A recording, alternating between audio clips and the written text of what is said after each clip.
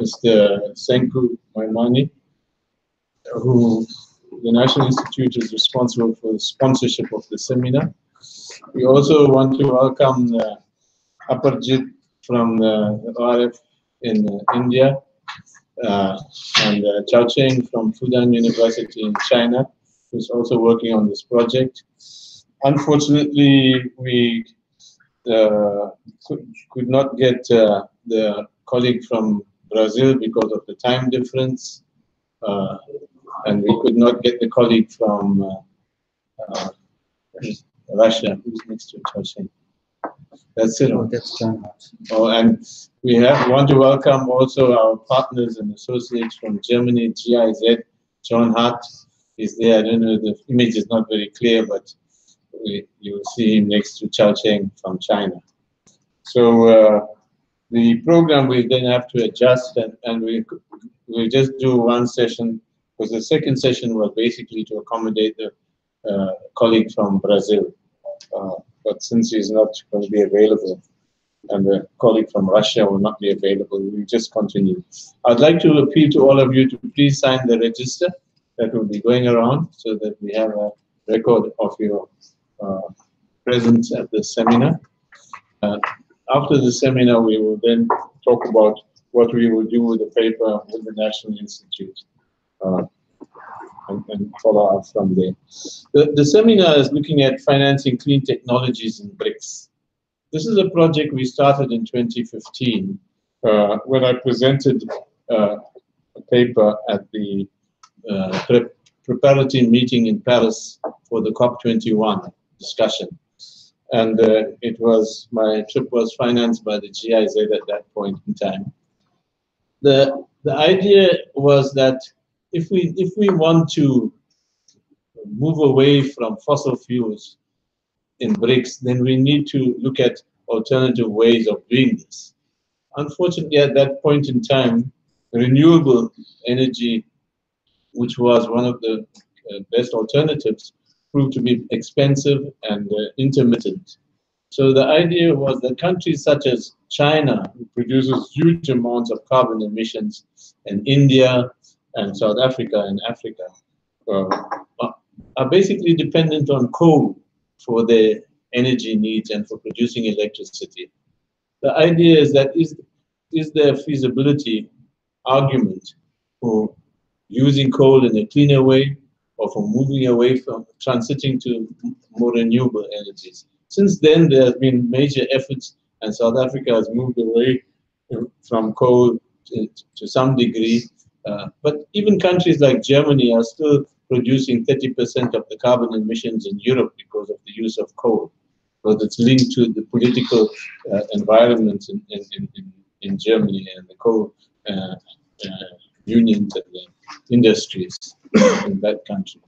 So what we looked at was, the question was, how can we finance some of these clean technologies, whether it's for renewables or for nuclear or for coal and for fossil fuels, so that countries like China and India and South Africa can transit towards a better, cleaner energy mix,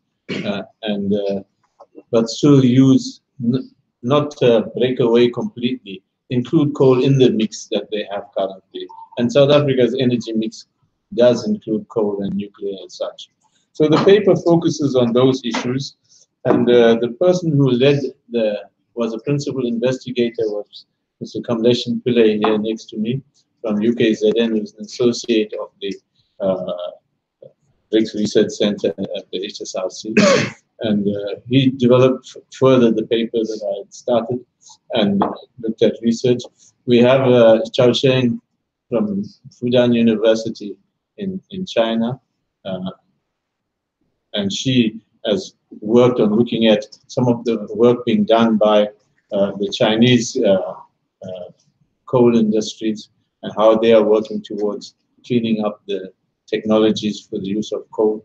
And we have Aparjit from India, and the initial request for me to do this was from the ORF from India, but we hope that we can bring in the Indian contingent with respect to how we can use these technologies.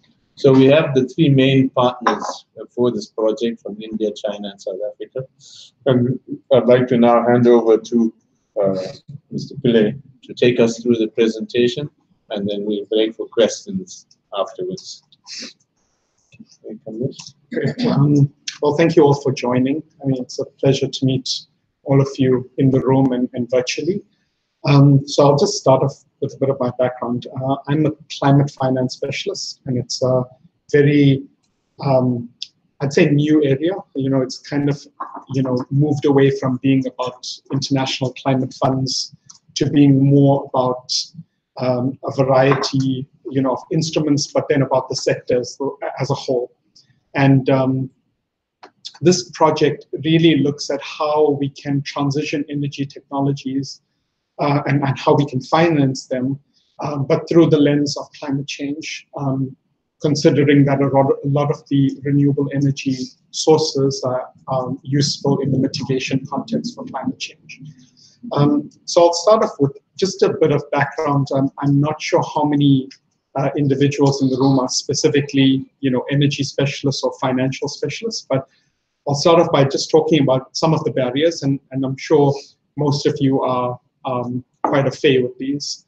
So the major problem in African countries, and South Africa still continues to be the credit rating and the ability to access finance at favorable terms and conditions.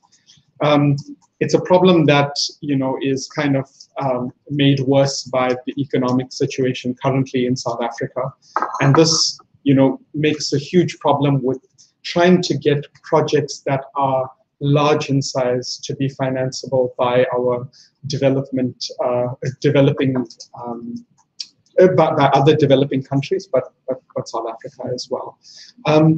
The ability to use certain financial instruments is really limited by the financial markets in country. So South Africa, in comparison to other African countries, has quite a mature financial market, and therefore we are able to use a broader spectrum of financial instruments.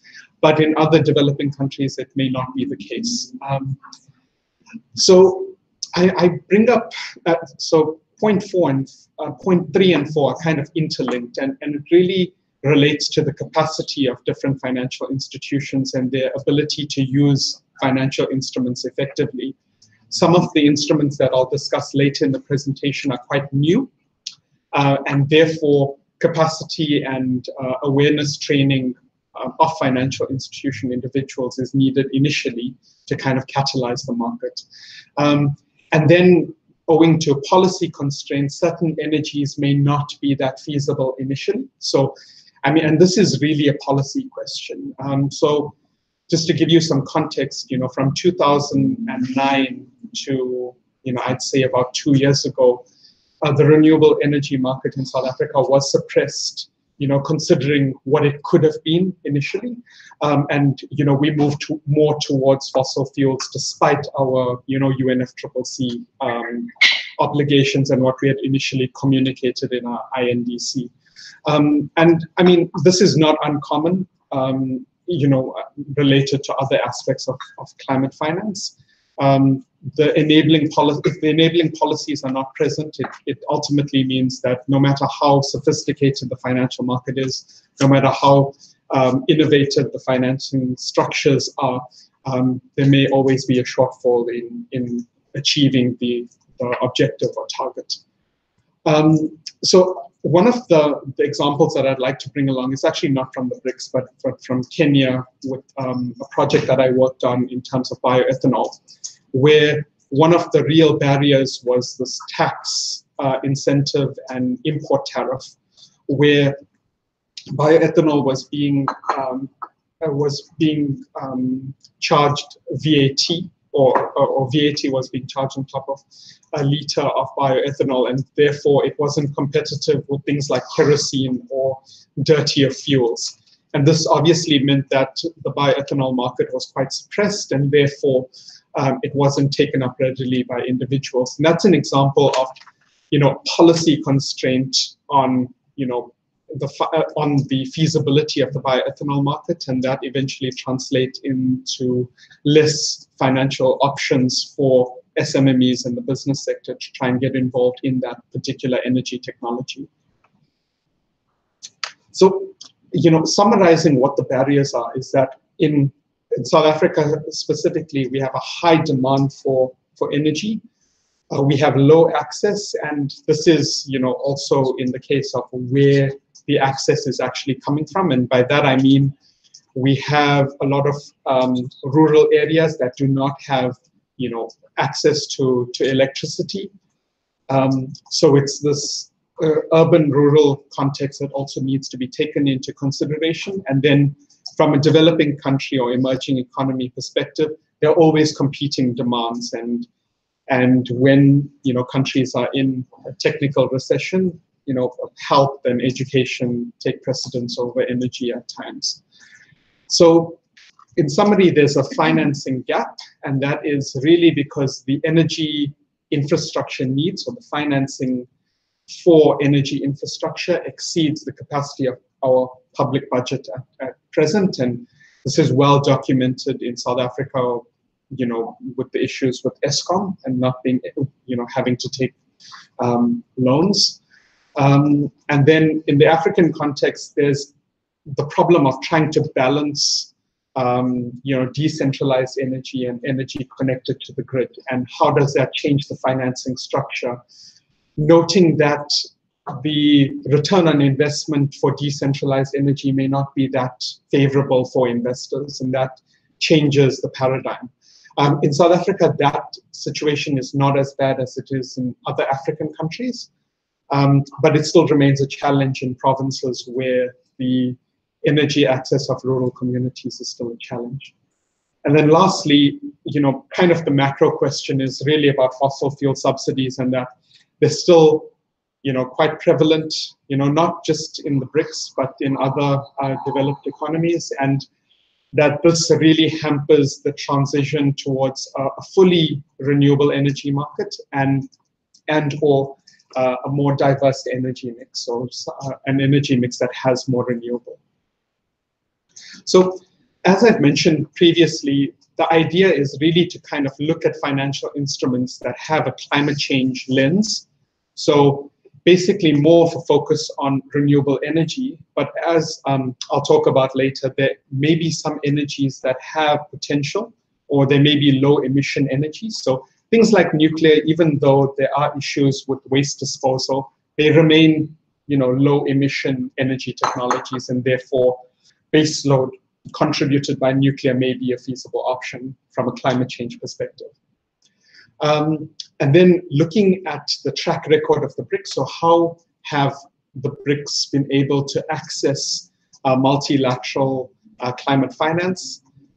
And, is this still a feasible option as we go forward, noting the, international climate policy and the issues with developing countries, and notably the US in capitalizing institutions like the Green Climate Fund. And then how do the BRICS align with international financial institutions? And what I'm alluding to specifically is the World Bank's mandate to not finance coal power stations in the future. So how do we balance all of that within the climate change context? So what I've decided to do is just pick on 3 specific financial instruments that I thought that would be interesting and that tackle different aspects of the project cycle, of an energy project cycle specifically. So I'll talk specifically about international climate funds first. So the BRICS have been able to access multilateral climate funds quite effectively. And this is owing to the fact that we have developed financial institutions and a developed financial sector as a whole. And therefore, we were seen to be more favorable by international climate funds because we were seen to be able to use the finance accruing from those funds effectively. Specifically, China and India have been able to access a multilateral climate finance, most notably. And this is likely to continue in the future if the Green Climate Fund and other multilateral climate funds are able to be capitalized in the future. And I'll speak a bit about that shortly. So the Green Climate Fund has been, it was agreed in 2011 in Durban at COP17. Obviously, there were, other international climate funds like the Adaptation Fund that came out of the Kyoto Protocol that was, 1997 to 2008, and then 2008 to 2011, the second phase. But now we're moving to a point where the UNFCCC want to make sure that climate finance is channeled through the Green Climate Fund primarily. The problem is that, initially it was envisioned to be a fund that had 100 billion per year, per annum until 2030, and that just hasn't come to fruition. Initially, there's still debates about how it's going to be capitalized and whether developed countries should contribute what amounts they should contribute and whether their ODA should be counted as climate finance. And there's a huge plethora of issues around that. And, there was a meeting in Bangkok, I think 2 weeks ago, and they're still very uncertain about how the fund actually gets capitalized. So put it into perspective about how it's struggled over the last 4 years.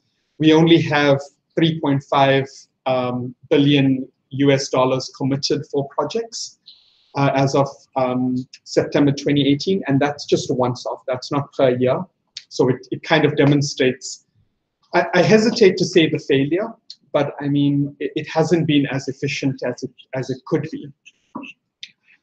And even though, the Green Climate Fund is seen to be the savior, it may be better that international climate funds be used for testing pilot projects and testing innovation so that maybe other financial institutions or financial avenues can be used to kind of scale up these technologies in the future.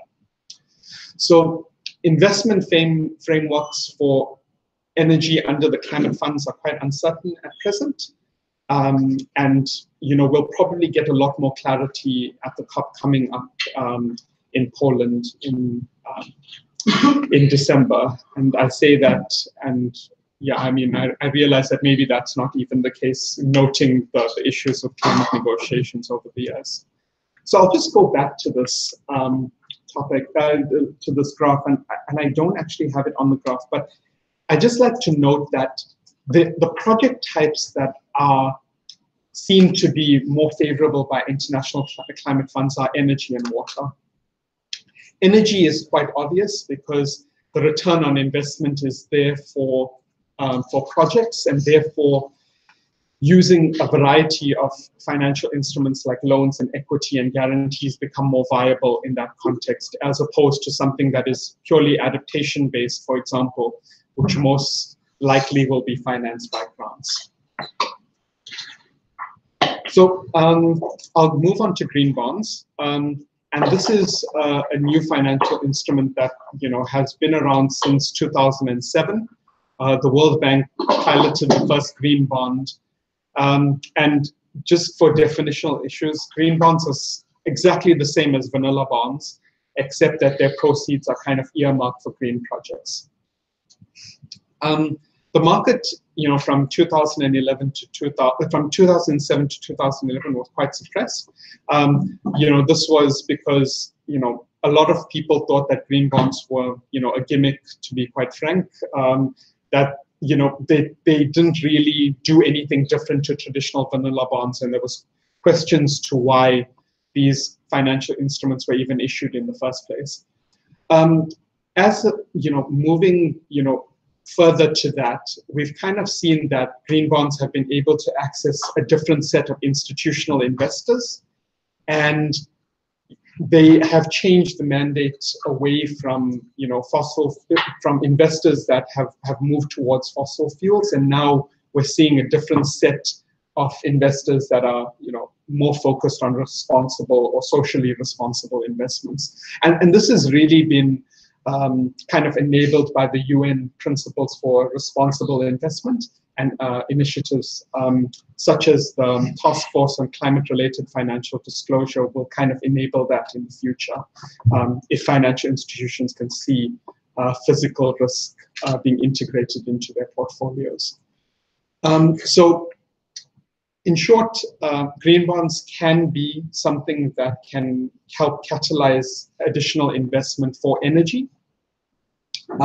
We've seen that within the green bond investment frameworks that each green bond issuance has to kind of develop, which kind of outlines what proceeds will be used for, that most of the portions of green bonds are being used towards energy and water. And this is exactly the same reason, energy projects are able to deliver more returns on investment. In developing country contexts where bond issuances need to do some form of cost recovery, it is essential that energy projects and energy efficiency projects be integrated so that there may be some revenues generated over time. And lastly, I think the green bond market, or the future of the green bond market, is really kind of epitomized by the recent declaration at the UN Climate Action Summit in San Francisco that had an outcome where we have this global green bond partnership being developed, where a lot of cities on board.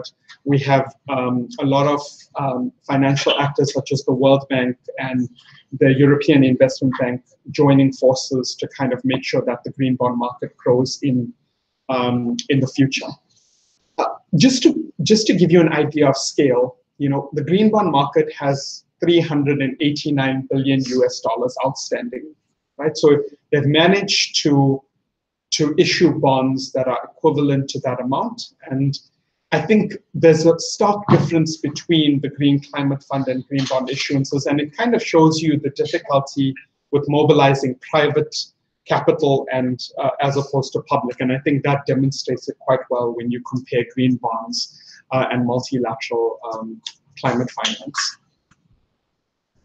I'm not sure how clear this is, but just to show you that even though, I should have mentioned this at the beginning. There's a huge problem with labeling of green bonds. So, and this is something that hasn't been solved, and it's really related to definitional issues about what constitutes green. And I think that this is a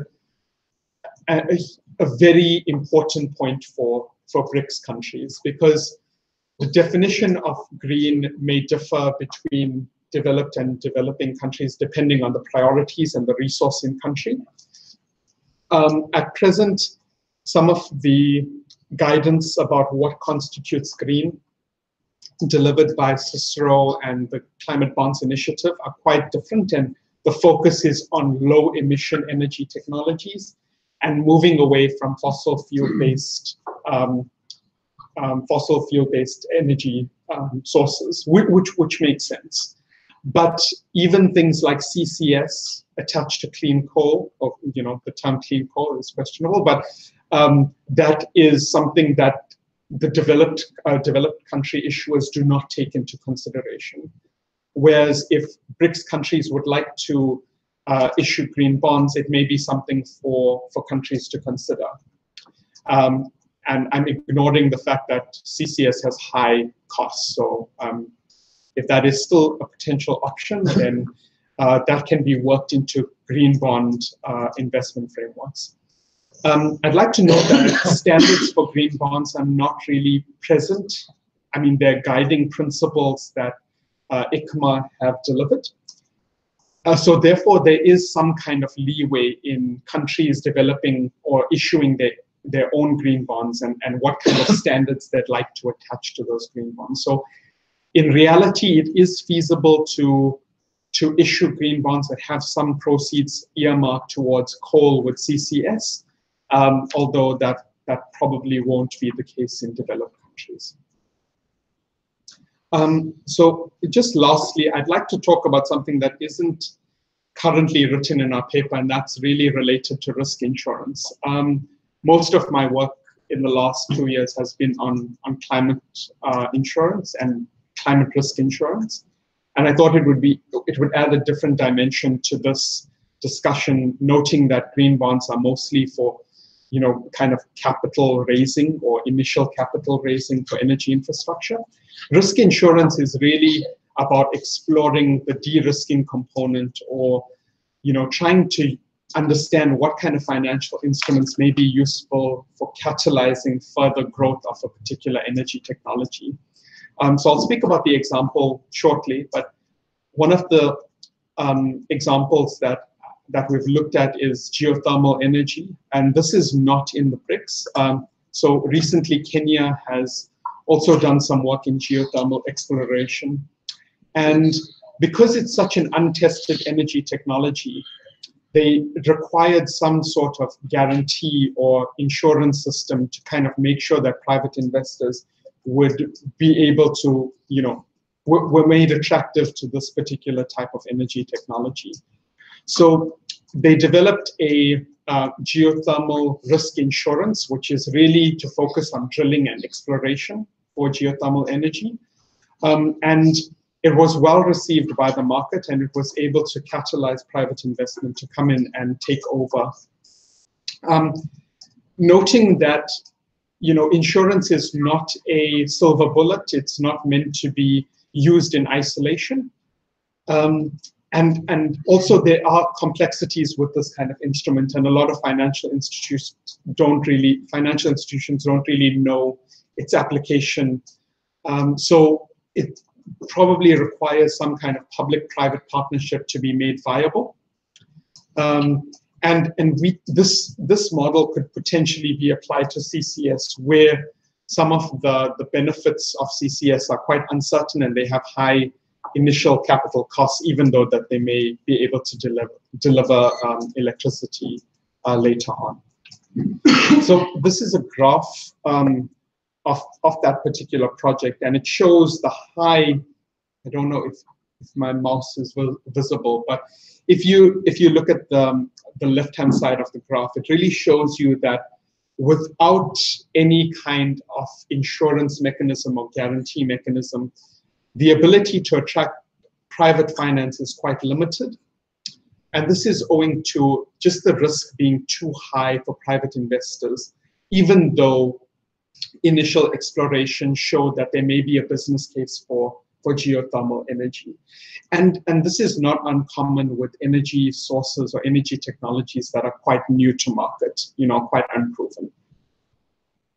So in summary, I think that even though I've spoken a lot about financial instruments, I think that the underlying message is that without the presence of strong regulatory and legal frameworks, most financing structures are quite moot.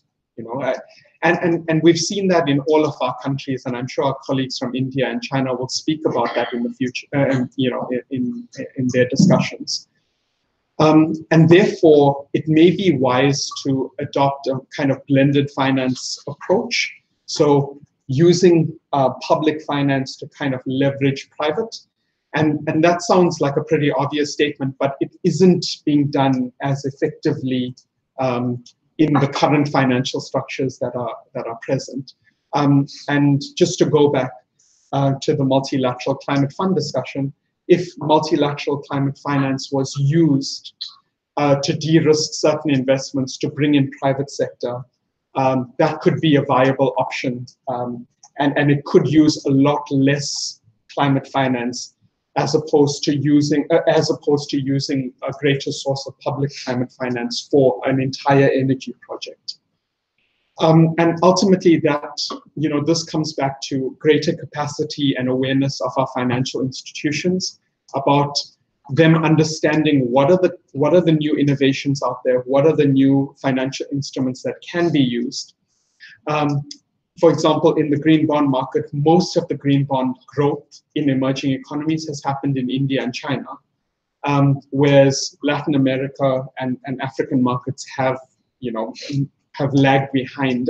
And yes, the reason for that may be related to our credit rating, but a large part of it is actually capacity building and awareness. And we've seen that because in the last 3 years, with the Johannesburg Stock Exchange in particular, taking a lead on developing capacity of corporate issuers, we've seen private issuers starting to come to market. So it is possible.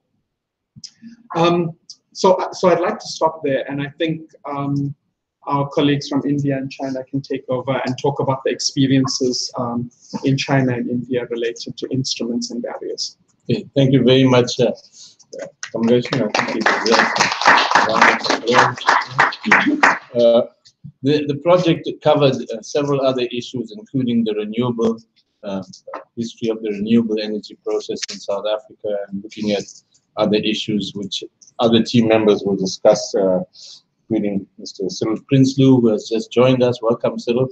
And Mr. Frank Naidu, who has joined us from Riga via Skype.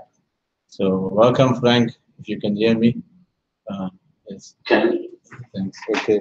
So they will talk later on, but we first call on Mr. Chao Cheng, who will just give us a brief view of what the story is and some of her comments with respect to this.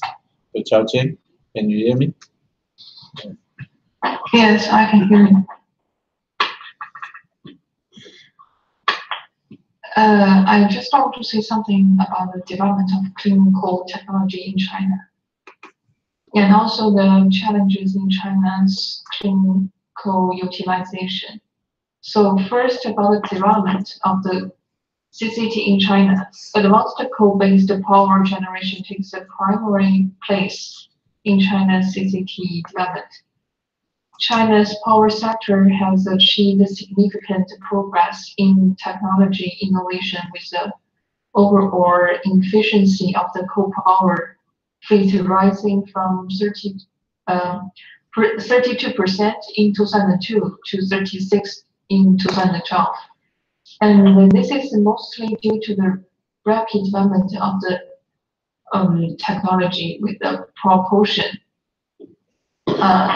increasing, and the Chinese government has been effective in regulating the shutdown of the smaller, older, and less efficient plants. So,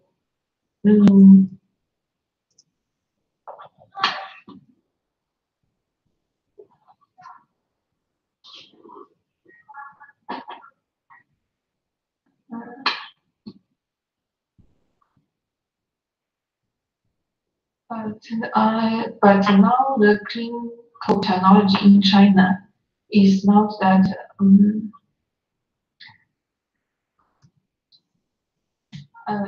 However, there is still significant room for improvement and other significant challenges.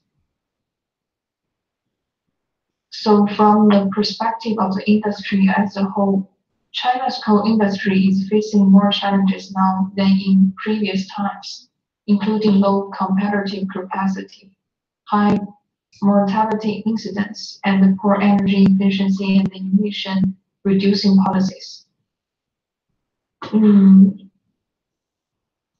And the clean coal technology has witnessed many success, but they are not widely used in China and face many challenges. The main challenges is management issues, which involves law and energy administration. So the second part, I want to say something about challenges in China's clean coal utilization. First is enterprises' low enthusiasm in adopting clean coal technology. And second one is the lack of laws and detailed implementation requirements for clean coal utilization. And the third is the challenges is lack of effective government supervision in coal industry. And the first one is competing subsidization and investment priorities. So I just think these simple points of China institution.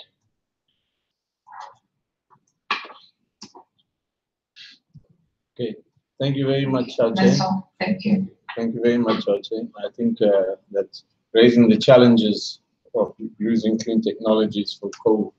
One of the acronyms that Kamlesh used was CCS, is carbon capture and storage, that is often used. But recently in South Africa, also the CSIR and other institutions are looking at using bamboo and plant technology to try and make the use of coal more efficient and less carbon producing. So there are different, and China and South Africa are the leading researchers in this regard. But I think we'll look at now Mr. Aparajit Pandey from the Observer Research Foundation to give us a perspective on what's happening in India with respect to the use of to reducing carbon emissions and the experiences there. Aparajit? I just want to make sure that everyone can hear me. Yes, we can hear you. Excellent. Yeah. Okay. Yeah, so I think that the point that was made about we can have financial instruments, but the issues that are really at the root of making sure that there's a low carbon transition within the BRICS countries is the policy and regulatory issues. So a lot of the work that we have done at ORF has been on looking at the policy and regulatory issues and barriers there, as well as some of the financial barriers. I think that was spot on. I think that so there are a lot of commonalities that exist between South Africa and India in terms of the low carbon transition and the uptake of clean energy. India has been successful in pushing for renewable energies, but that has largely been due to the fact that renewable energy now has cost parity with coal. So in certain Indian states, in fact, renewable energy is cheaper than coal. The issues that we are coming across in terms of scaling up renewable energy aren't with the viability or institutional investors looking at a renewable energy project and saying, we're not sure if we're going to get the return on interest. It's the risks. So I think for specifically to India, the kind of things that need to be examined are how to manage and mitigate some of those risks. We're talking policy risks, so the possibility that the government might decide to shift certain policies or impose tariffs as they recently have, or other risks that go along with operating in a country like India, like vendors reneging on contracts. There's been a significant amount of work that ORF has done on this, and I'd be happy to pass along some of our papers. It's the Financing Green Transitions Project. But some of the specific things that I wanted to mention about the presentation. First, the decentralized energy. I think that's a key point when it pertains to the rest of Africa. Now, that it's spot on that you can't really depend upon traditional financial instruments when you're looking at decentralized energy. But blended finance, not in the financial instrument term where you're doing capital stacks, but in terms of blended finance, in terms of the broader term of providing guarantees or insurance, that could still be used for microgrids or for decentralized energy. And that's something that might be worth looking at. The other thing is with green bonds, I think the greenwashing issue that you brought up is absolutely on point. India has adopted some standards about what green bonds can be used to finance. But again, there's no international standards and there's still ways to get around it. But the other two issues with green bonds are A, cannibalization. And by cannibalization, I mean if an institutional investor has a certain quota it has to meet for green financing, then if they are have the option between green bonds and putting equity in, they might choose green bonds instead of equity. So there is some cannibalization for green bonds on the part of institutional investors. And then the sovereign risk ratings, which you brought up. Now, green bonds are good right now and they are helping. But to get the $100 trillion of institutional investor money that's sitting across the world, that's earning something like 0.8% in returns for investors in Europe and Canada and America and Japan, you need to get the sovereign risk ratings up. And what really needs to be examined is the way that those sovereign risk ratings are assigned. And I think that is something that we are working on right now that it's a tough issue to handle. It's a tough issue to try to find solutions to, but I think it's something that certainly needs some work done on it. Other than that, I thought that it was an excellent presentation, and a lot of the issues that were brought up are spot on. The one thing is you did mention ESCOM.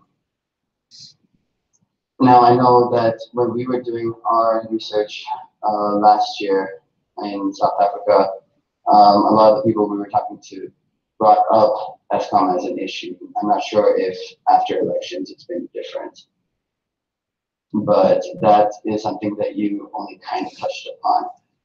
So I'm not sure what the situation is with that.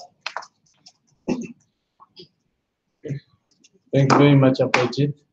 I think now we will move to the two other members of the research team in South Africa, Cyril and Frank, to give a sense of their responses. Cyril, perhaps you could touch on the issue of the renewables that we had in the paper initially, and Frank, you can touch on some of the issues that you raised as well. So perhaps, Cyril, you want to make some comments at this stage. Thank you, Jaya. Can you hear me? Yeah, we can hear you on the side.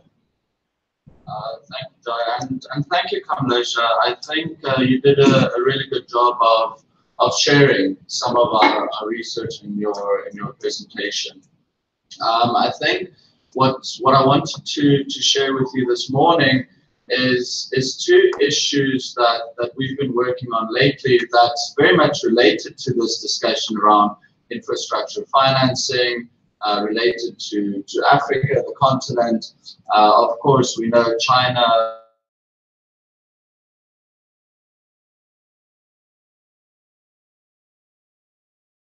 with the African Regional Center will also eventually look to finance projects. So I wanted to just add a couple of things to the discussion. The first thing I wanted to chat about is debt on the continent, right? So as Kamlesh rightly pointed out, there's a massive infrastructure financing deficit across the continent. But over the last, say, couple of years, there's been massive concerns from international institutions, World Bank, IMF, around debt on the continent, and fears of what happened throughout the 90s, the 2000s, where really repayments were crippling African countries and really detrimental. And I think, of course, we all know about some of the outliers on the continent, recent cases such as Mozambique, Zambia, where debt, especially related to infrastructure financing, has been a key issue.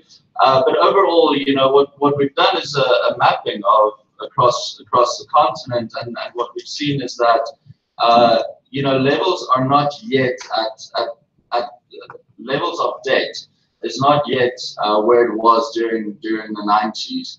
I think for the largest part, African countries are still maintaining relative manageable debt levels. I think what our research has pointed out was that the trend of increasing indebtedness is increasing, and that's something that African countries really need to keep in mind. The other thing I also just wanted to add to Kamlesh's presentation, again, we were talking a lot about green bonds, we were talking about private sector financing, and again, if we look at dialogues and institutions such as the World Bank, African Development Bank, even G20, there's a key message that we need to supplement public funds with private financing, right, to fill the deficits, the infrastructure financing deficit.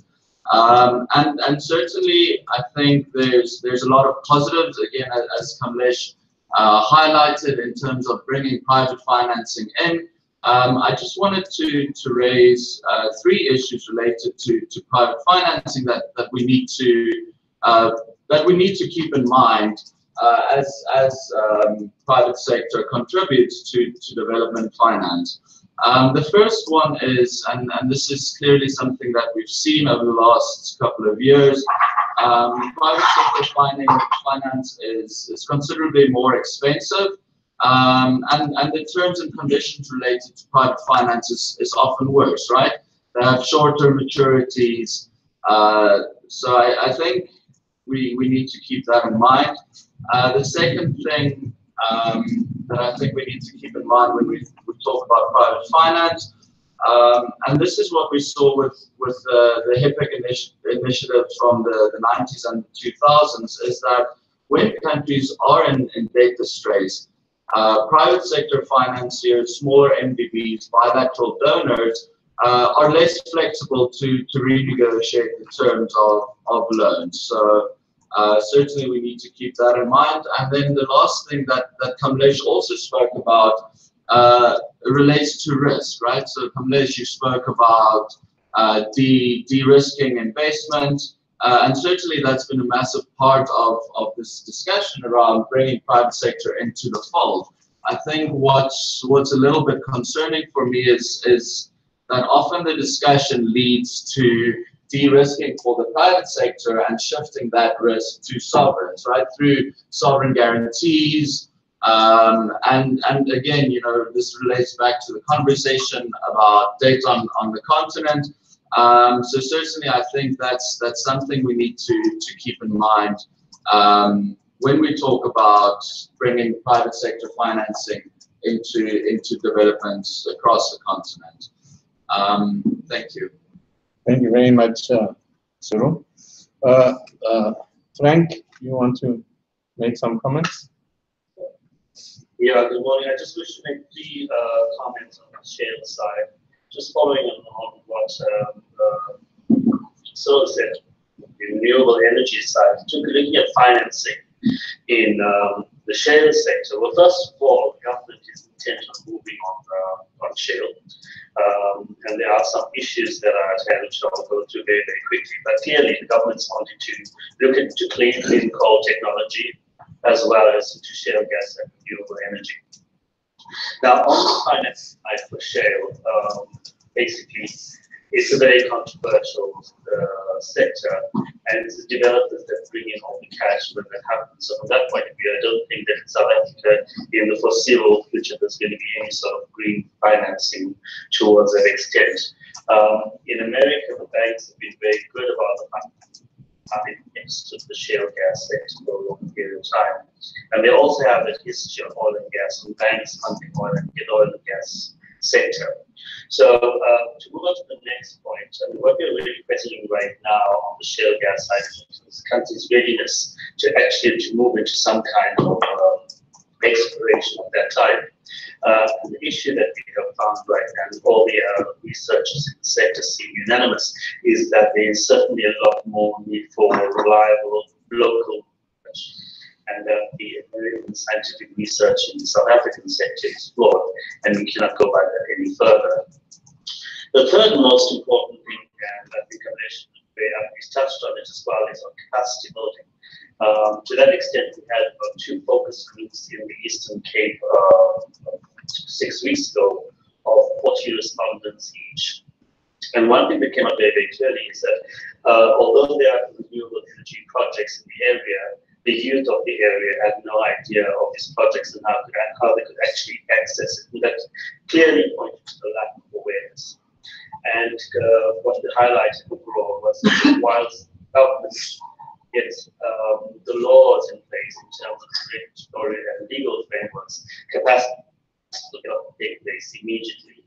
To that extent, a policy paper for BRICS has been developed for capacity building.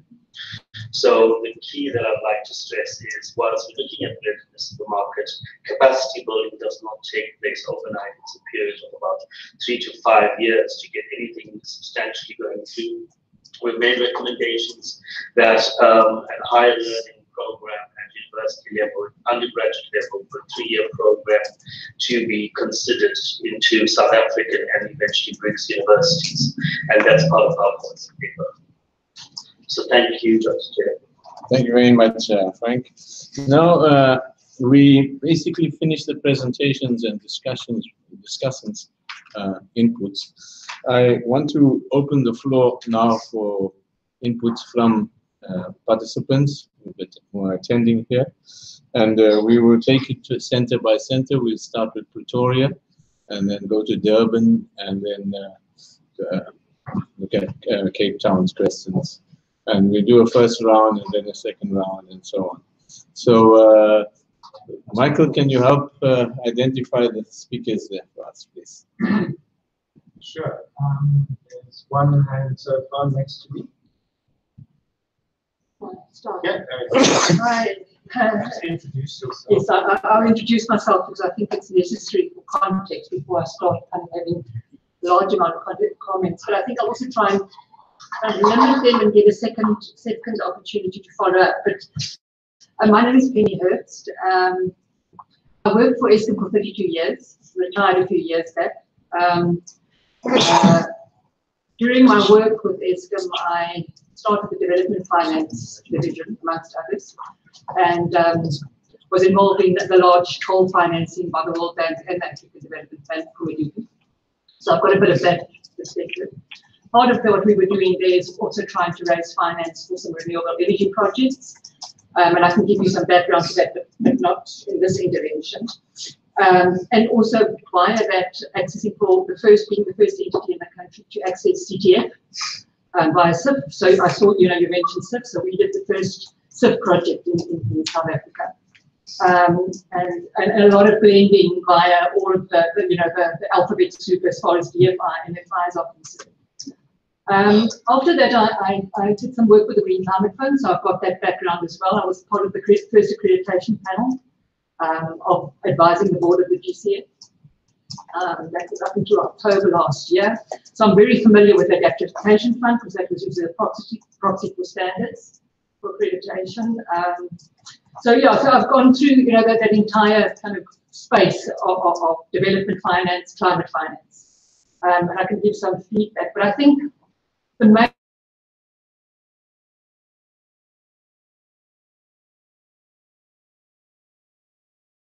I'll go on to that, but now I'm working for an entity called Africa Green Co.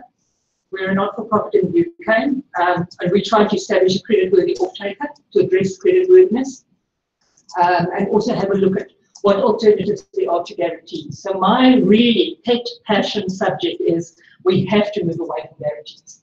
We're not going to get from billions to trillions by trying to provide guarantees. Governments can't provide them. South Africa can't provide anymore. I've got a really good slide on contingent liabilities of South Africa. I get time to show you that. And it's just not doable. So we're looking in Zambia at the moment. I know you mentioned Zambia to establish a creditworthy off-taker. We're putting together a structure because I don't believe that financial instruments per se are the panacea. So we talk about financial instruments, but you can't have this helicopter parachuting approach by providing financial instruments, debt, equity, guarantees, whatever it is, and then say, here it is, and walk away. And then you have a supervision mission once a year maybe, and things are going wrong, and you knew things are going to go wrong because if your due diligence was honest, you'd know you were going to encounter a problem from the get-go. So rather establish an entity on the ground, put those financial instruments, capital stack or whatever it is, into the structure, and then manage as an operating entity, boots on the ground in the country, and address the issues that are contextually the challenge in the country.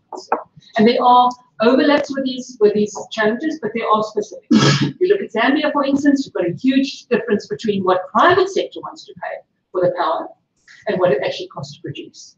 So when we talk about that, you can have a look at private sector on the IPP side, pushing on one side, having agendas, whether it's PV, whether it's solar, CSP, whether it's whatever the technology is, and wanting to maximize returns. On this side, you have off-takers, also largely in a lot of these countries, private sector, also want to maximize, and pushing government in the middle. And this is just not sustainable. So we have to address it by working with, as opposed to kind of just chucking more and more what I call good ingredients, potentially, into a really bad and toxic soup. Has to change. And I think that's kind of my opening remark, and I can give some more context on my journey in the last 35 years in this space. And it's kind of really frustrating, and that's why we've decided to say, look, let's put together this structure, let's test it. Let's see how we can use a route to market.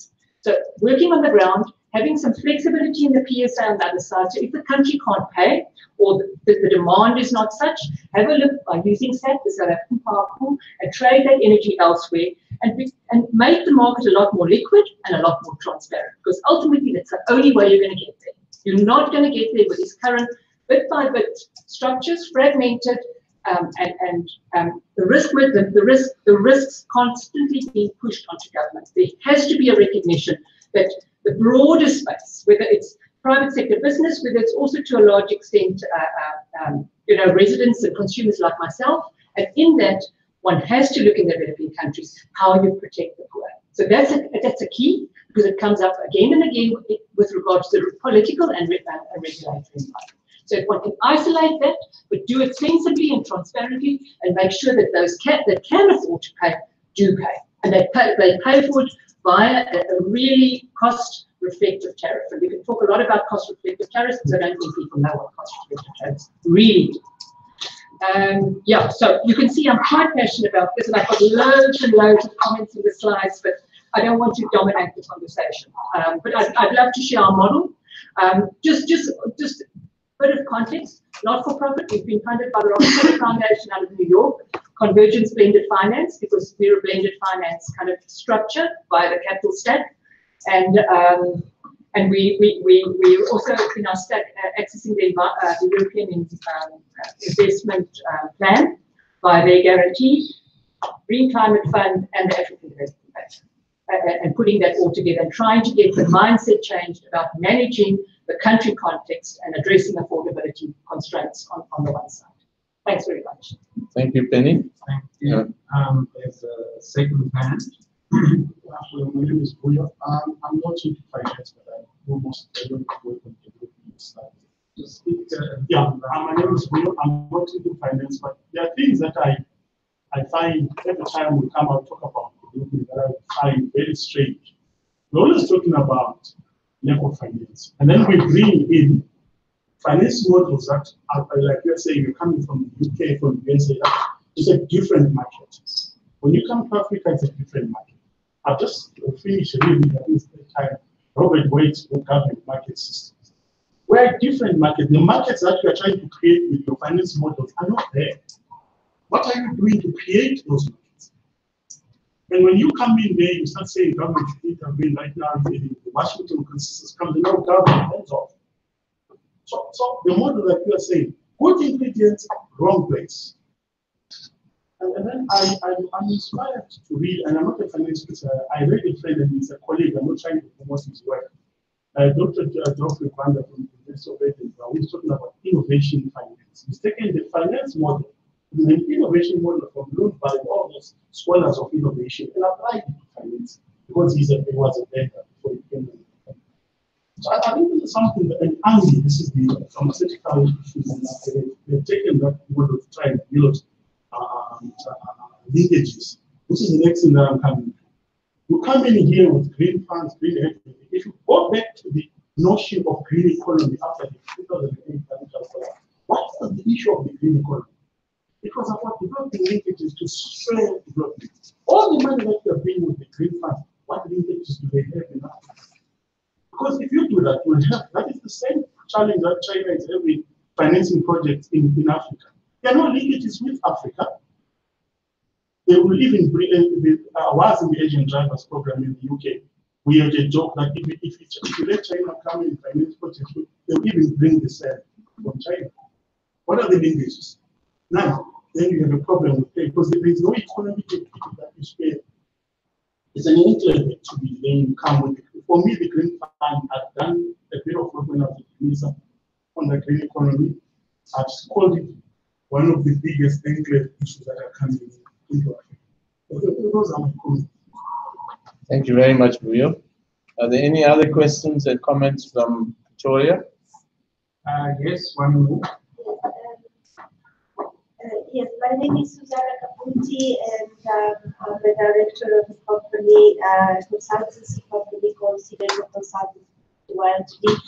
And we worked in the energy renewable sector in Latin America for about 15 years. And what I can basically bring from the Latin American experience is that, you know, obviously with the good experience of Brazil, which was quite contagious among the other countries in Latin America, is that technology was basically innovated in Latin America as far as renewable energy, more or less to suit our context. And once you start showing the world that you are developing your own biofuels and you are working a lot of research on different alternatives, you know, we develop different types of solar panels to go to rural areas and so on and so forth. In the case of Bolivia, that's basically managed to electrify through solar panel most of the rural areas. When you compare that with Africa, most of the technology it's not really born in Africa, and I think that is also another point where financiers and regulations and the whole infrastructure has to take into account, because I see the risk of happening that India or China or European Northern countries will bring that technology into Africa and will obviously sell that technology at a very high cost, and not even guaranteeing that that type of technology will actually work in Africa. Some of the technology that comes in the way of solar panels are made for different climates. Obviously now Germany has developed better panels and solar panels, but when you get hail of the size of a golf ball, no panel that is with the highest of the technology can resist that. So I think we need to suggest that Africa should develop a bit more their own technology, and maybe by doing that, investors will come naturally. There's a different synergy when you are coming to support an innovation project which is born in the land that will be applied. That's just a comment I want to make. Thank you. Thank you very much. Yes. Are there any other comments from Victoria or questions? No? No.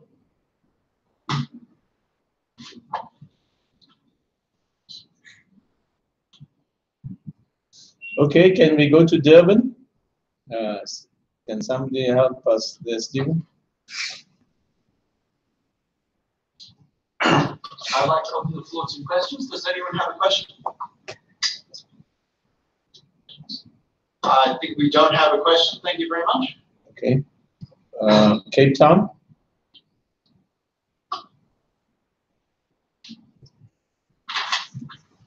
Alex? Okay. My name is Alexis Sabiarime, and I'm from Economic Performance and Development Unit. First of all, thank you very much for this interesting presentation, and it's obviously a very fascinating topic. but when I was listening to all of these comments and the content of the presentation itself, I was wondering, what is the scale of these financing instruments in comparison to the enormous amount of money that is invested in fossil energy, since those renewable energy are supposed to become an alternative. So what is the scale, and what is the relationship between the financing of renewable energy and the potential pushback or resistance from traditional sources of energy? Okay, we can go for another round soon, but because we're not having a second session, we finish the seminar sooner than expected. But I'll ask Kamlesh and then the other discussants to respond to the comments and so on. Yeah, sure. Just to start off with Pretoria, Penny, I'm quite a fan with the work of African Green Code, and your points are very valid. I'm in no way suggesting that like financial instruments in isolation are the answer. You know, there are too many other external factors that influence whether they're effective in the first place. I think what I would like to request from yourself is maybe, so I know of the submission to, I think it's the lab, the Global Innovation Lab, and I think one of your projects was successful. And I think it leads into some of the discussions we've been having earlier on mini grids and decentralized energy. And I mean, it's something that we are looking at in some of my work in Ethiopia at applying your model, or at least looking at it. And it's and maybe if you could just speak a bit more about that, because I'd also be interested to know a bit more about that. I don't know. Want me to do that now, Kamala? Yeah, you can do it. Yeah, I think we have time.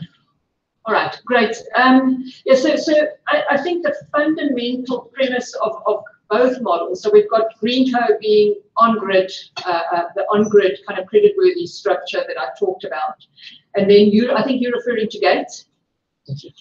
So both of these structures are really looking at aggregation and the ability to as through that aggregation, diversify some of the risks.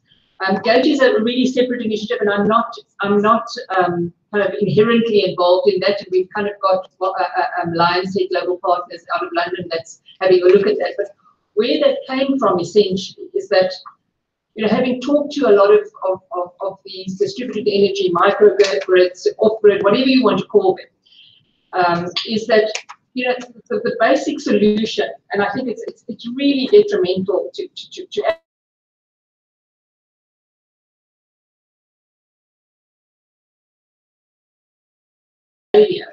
and then looking at the cost of supplying that and not doing it from a, you know, in a more sustainable way. The cost actually of some of those systems is 50 US cents per kilowatt hour. I mean, it's exorbitant. You know, for people that you're trying to supply in poor and rural communities that have not got that. So you're really crowding, you know, you're taking food off people's tables, essentially, by trying to put that model into a rural community and not looking at the sustainability element. So I think from a GATE perspective, it's looking at aggregation. But I think key in all of this is the due diligence, right? It's not having an honest conversation about due diligence. Because most multilaterals, bilaterals, I've worked with them and I love them dearly because I think they do have a place in the market. Go in and say, well, yeah, you know, there are all of these challenges that you have, you know, affordability, you know, integration into systems, into the grid, whatever it is. And then the last piece is, it's all fine because actually there's a government, coming back to, there's a government guarantee. Now, when you get to off-grid microgrids, the government guarantee is not there. Although we're seeing signs even of private sector trying to bring in regulation, and by bringing in regulation, you're bringing in the need for political risk. And guess what? Who backs political risk? The government. So I think one has to, again, this is looking at a distributed solution and off-grid solutions, but aggregate and not looking, again, for the final support somewhere down the line coming from government. So aggregation and diversification in a portfolio with good due diligence and making sure if there is some subsidization that's needed, that's done transparently. Because at the moment it isn't. You know, there's kind of money coming from various donors. It's going in, and quite frankly, most of it is going back to the private sector that are putting these things on the ground. It's not going to the local community. If you really want to look at it from a grassroots point of view, distributed energy is not being done effectively, efficiently, or affordably. So that's just kind of, and that's why GreenCo is exactly the same, looking at aggregation, looking at diversification, but making sure that you recognize those challenges and build them in. And know that when you're going into that country concerned, understand the context. So the GreenCo model also has a government ownership component as well. So it is a I don't want to call it a triple P, because triple P sometimes has a really bad name. Because again of risk allocation in the triple P model, right? And this is saying, don't press all of that to government. Start looking at how you can do and allocate that risk differently. Just as further background, and what bothers me about the credit risk perspective, I think in 2006 I was part of the baseload IPP initiative where we tried to have a look at how one could bring in some private sector on the baseload. So it was called, it was before there was a real big push on renewable energy. And all the feedback from the private sector was, guess what guys, we need a government guarantee. At that stage, government of Eskom was rated above the government. Yet they were saying, private sector will still say they want a government guarantee. Where's the honest conversation in this? What are we trying to solve for? We actually at this moment in these structures just solving for private sector. Sorry, I sound like a communist socialist, but I'm not. I'm just we're not doing anything. We aren't. And we're putting it back to developing countries. When we started talking about climate finance, the comment was the right kind of finance. I agree with you. There is plenty of finance around, but it's not the right kind of finance. It's not fit for purpose, and it's not what was promised during UNFCCC COP negotiations. It's moved away, and we've seen this being taken over by a variety of entities, including some private sector entities, and it's not going for the purpose that it was supposed to design for. We could just as well, and don't quote me this, go back to coal for all I'm concerned if we're still using the same finance models that we've been using for large coal power stations going on. We're applying different technologies, same structures. Why on earth are we doing it? Why? Could I ask a question? Yes. Your point about guarantees being pushed onto the public sector from the private, it's a fair point. But what if those guarantees are provided by multilateral development organizations? What if the Green Climate Fund is providing it? What if the New Development Bank is? Good, very good question, right? So the multilateral development bank model, World Bank and African Development Bank, I haven't worked with the Inter-Americans and the Asian Development Bank, but they're based on the same premise, and we'll get to the NDB as well. They have as a premise signing a government guarantee for the entire funding. I've worked on the loan, I did the African Development Bank loan, World Bank loan, government signed a counter guarantee for the entire funding. That is a requirement, it's a fundamental part of their business model. That's why the likes of the AFDB and the World Bank have a AAA rating, because guess what? Someone else is standing behind them. And because they're a lender of last resort, not lender of last resort, they're a preferred creditor, and they have the muscle, the halo effect to actually push it back to countries, they can do that, right? Because if you don't pay, hey, guess what? We're just chopping you off. That's the model. So put in this money into the bad soup, because someone is going to have to pay, and it's not us, multilateral group. And the Green Climate Fund is really just one last. That's for all the guarantees. I beg your pardon? That's for all the guarantees, even the political risk guarantee that's provided by.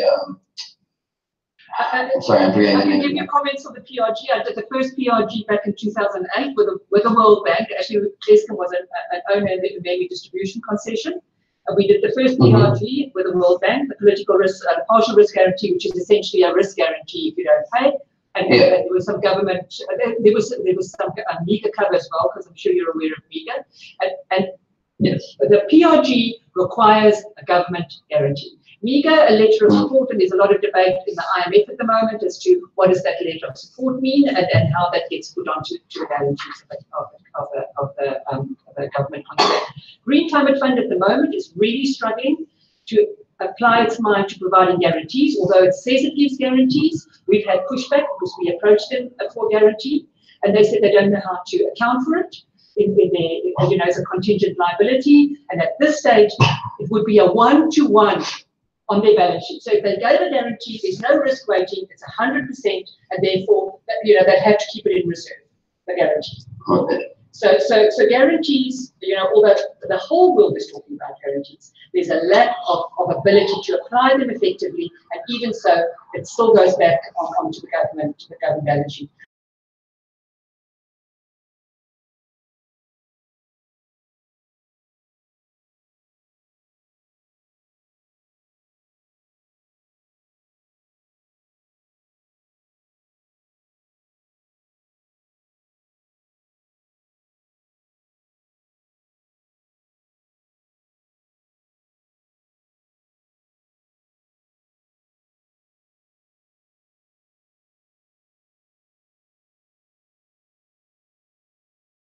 We said, can you please confirm when we start this engagement that we won't have to give a guarantee for the SIP component? And we were assured we wouldn't.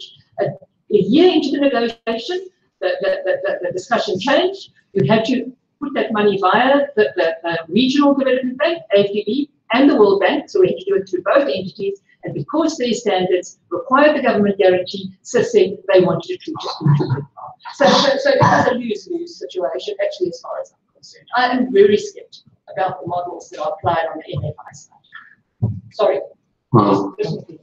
So can I just jump in? I think that's a great point. Something that needs to be looked into in more detail on the research side, clearly. So I just want to touch on something that Cyril had mentioned earlier about this cycle of kind of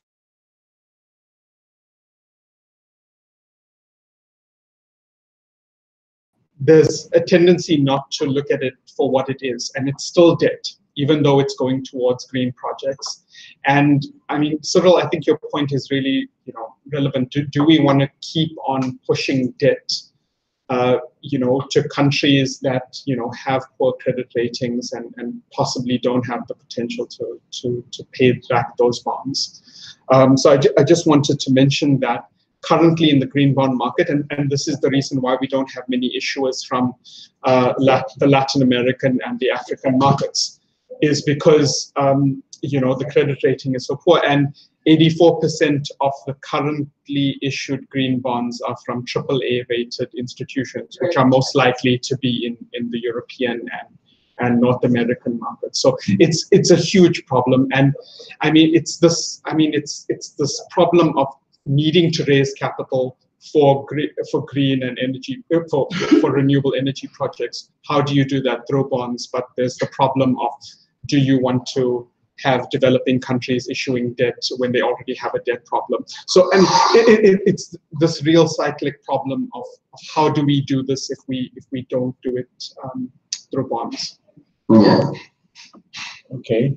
I think there's going to be some sandwiches later on. I'm not sure about Pretoria, whether they have. Okay, good. Okay, great.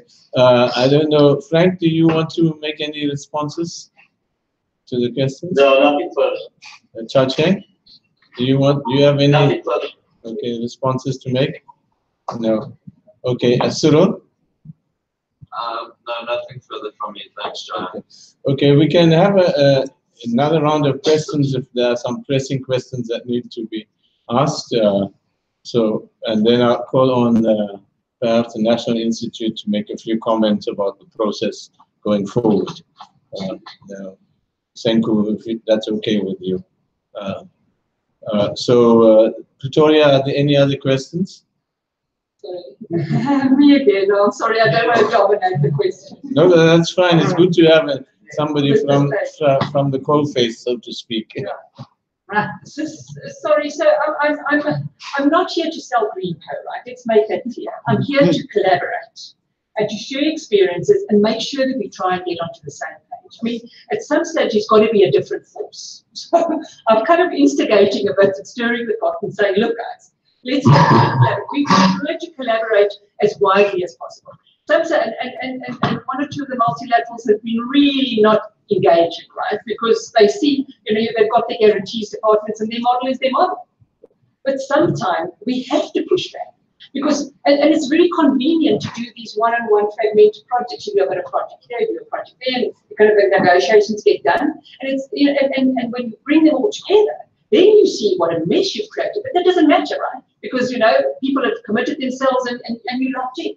So for me, collaboration, making sure that we get a voice and we push back on climate finance, we push back up to the right kind of climate finance. We make sure that if Africa or the developing world at large has got to make its commitments, it gets treated differently from a finance point of view. We don't put in those same structures and the same encumbering requirements from a country point of view. Because it ultimately goes into this debt spiral. So you put more. If you have a look at even the REI, and I'm not a 100% sold on the REI process, and we can have another discussion on that maybe when we have another section, right? But if you look at the way that program was put together over time, it really didn't address the guarantee issue, and it didn't address actually the fundamental challenge that you have with grid integration. Either, they woke up to grid integration long after they started that program, and then there were all the fights that went back and forth. So you really have to be careful when you put a program like that together, and I don't necessarily think that it should be replicated going forward. It just for me it doesn't make sustainable sense. I mean, we're seeing those projects. If you look at Eskom's annual financial statements, the average cost of those projects at the moment is R2.22. That's now excluding all the stuff that's got to in the grid, excluding all the add-ons that some of us living in the metropolitan areas are being charged by the municipalities. More than double that they're paying to Eskom. So the whole structure of the system also needs to change. You can't just kind of, there was a gentleman that asked about Eskom. I mean, Eskom has gone off the cliff, quite frankly, and to get back up that cliff, it's going to be a really, really big challenge. So when you go and have a look at credit rating and REI-PPP program, which is the point I wanted to make, is when Eskom didn't want to sign up to the REI-PPP program on the various windows, I think it was Standard & Poor's. Came along, Standard & Poor's and said, downgrade, country downgrade, or dreadful, because Eskom's not paying. So 2 months later, when Eskom signed up to those, the very next day, another downgrade. You know what the number one reason was? The country was supported by guarantees. So you're damned if you do, and you're damned if you don't. And I think the standards are really confusing from a global point of view. So please, guys, let's collaborate, let's push back, and let's make sure that there is a fundamentally different way of doing this. And it doesn't get stuck in a paper. We have to start implementing models and test these. We're small, Africa Green Plan, looking at 100, 150 megawatts in Zambia. But we want to say that there's a different route to market and try and use that market and put some of those risks to other players, including the private sector. We had a, sorry, I'm carrying on. We had a Zimbabwe event a few weeks ago. Kind of talking about green co and the model. And I think it was UETDC, which is the transmission and distribution company, who put everything. You can't understand. Private sector came to them and said to ZESA and the Department of Energy, they want to procure their own energy. Can they open the market? So they said, fine. We know we've got challenges. Open the market to procure energy. He said a month or two later, they were back saying, no, we don't want to procure our own energy anymore. We want to procure it from you. You know why? It's because if private sector procures it directly, it goes onto their balance sheet. It limits then the amount of growth they can have, right? It gets put onto their balance sheet because they're the off-taker of that project. So essentially, they hold the capital. And that long-term PPA goes on the balance sheet. So where are we reflecting the fundamental cost of power to the private sector Let's not have the wrong conversation. Sorry, and this is I'm not speaking against. Just want to collaborate, and you can have a look on Africa Green Co. Our website and go and read our feasibility study. It's there for everybody to see, and we're very transparent. We'd love to speak to you and kind of help you wherever you can. Okay. Thank you very much, Penny, and thank you for your insights and giving us an insider view of what's happening in the funding field. I think we've kind of come to the end of our session, unless Durban has some crucial questions you want to ask. Stephen? Tabo? I don't think so. No, not at this stage. Thank you. Okay, thank you. So I'd like to thank everybody here, and Senku says to me that he doesn't have a mandate to speak on behalf of the NIHS, but we will have that discussion with the director there in some future point. But and we will submit a report on the project, Senku, as soon as we put the process and the results together. But thank you very much to the National Institute for sponsoring this effort and this research. Thank you to Aparajit Pandey and Chao Chen, to Frank and Cyril and Foundation for the support here. Thank you all, especially Penny and some of the other people who participated there for asking and raising crucial questions and providing some clear direction for us. Penny, perhaps we can draw you in, Foundation can draw you in on some of the insights that we may have, may require to get from you. So I thank you all, and I wish you a very happy lunch. Thank Krish for organizing, and Isaac and Babawa for organizing the seminar here. And I'd like to call on you to give them a warm hand of applause. Hey, have a good lunch, and thank you all. Thank you, Chao Chen. Thank you, Apache. Thank you.